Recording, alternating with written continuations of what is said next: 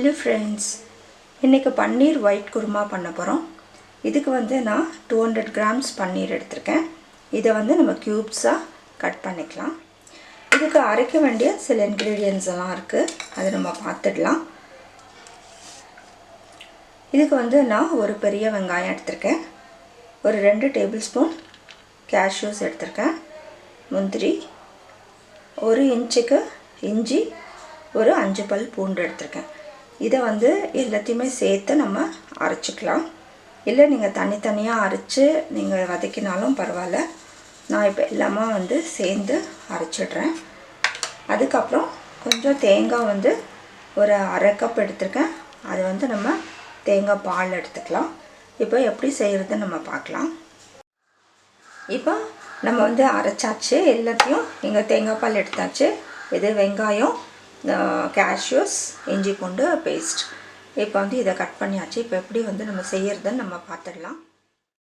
இப்போ நம்ம ஒரு பேன் எடுத்துக்கலாம். இதில் 2 டேபிள்ஸ்பூன் பட்டர் போடுறேன்.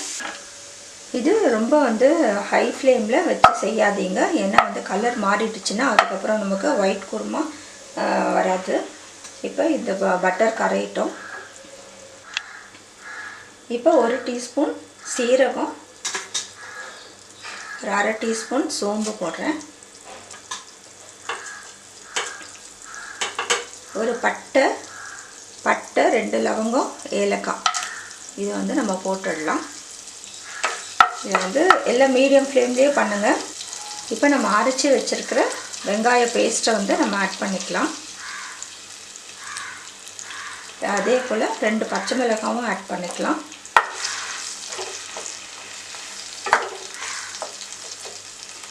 கொஞ்சம் நான் வந்து இதில் மிளகும் வந்து கொஞ்சம் ஆட் பண்ணுறேன். நம்ம இந்த காரம் தான் நமக்கு. இதை வந்து கொஞ்சம் வதக்கி விட்டுருங்க.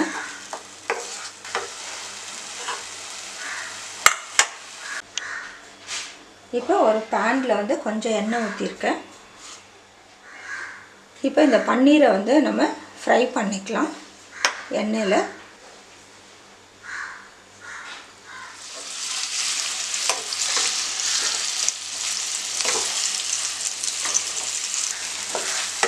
இப்போ இது கலர் மாறுறதுக்குள்ளே வந்து நம்ம கொஞ்சம் தண்ணி ஊற்றிக்கலாம். ஊற்றிட்டு நம்ம கொதிக்க வைக்கலாம்.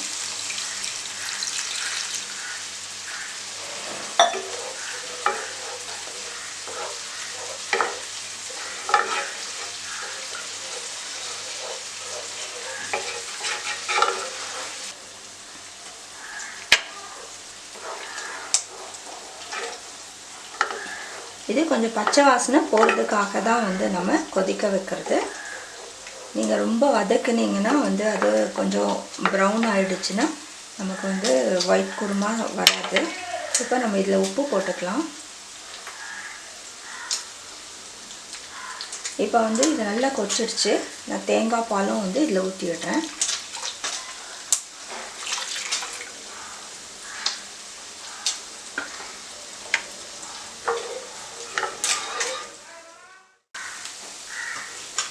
இப்போ இந்த பன்னீரெல்லாம் வந்து கொஞ்சம் வந்து பாருங்கள், கொஞ்சமாக வந்து கொஞ்சம் கோல்டன் கலரில் வந்து ஃப்ரை ஆகிருக்கு.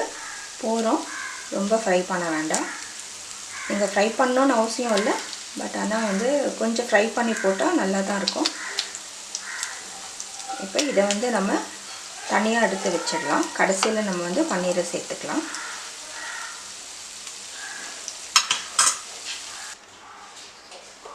இப்போ இது வந்து நல்லா கொதிச்சிருச்சு. நான் வந்து ஒரு அரை ஸ்பூன் மிளகுத்தூள் போடுறேன்.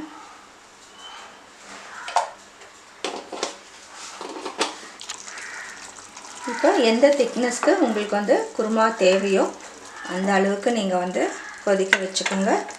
இப்போ வந்து நான் எனக்கு இந்த கன்சிஸ்டன்சி போகிறோம். இப்போ நான் ஃப்ரை பண்ணி வச்சுருக்கிற பன்னீர் வந்து அதில் வந்து நான் ஆட் பண்ணிக்கிறேன்.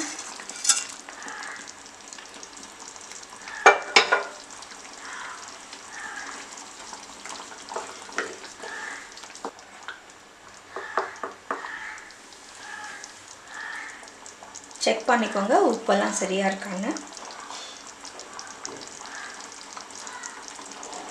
இப்போ சரியாக இருக்குது.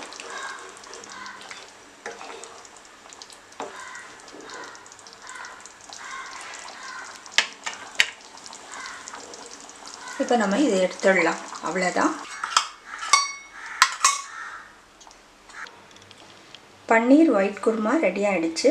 நீங்களும் வந்து செஞ்சு பாருங்கள். செஞ்சு பார்த்து உங்களோட கமெண்ட்ஸ் எங்களுக்கு போஸ்ட் பண்ணுங்கள். ரொம்ப ஒரு சிம்பிள் ரெசிபி. இந்த வீடியோ உங்களுக்கு பிடிச்சிருந்தால் லைக் பண்ணுங்கள். தேங்க்யூ.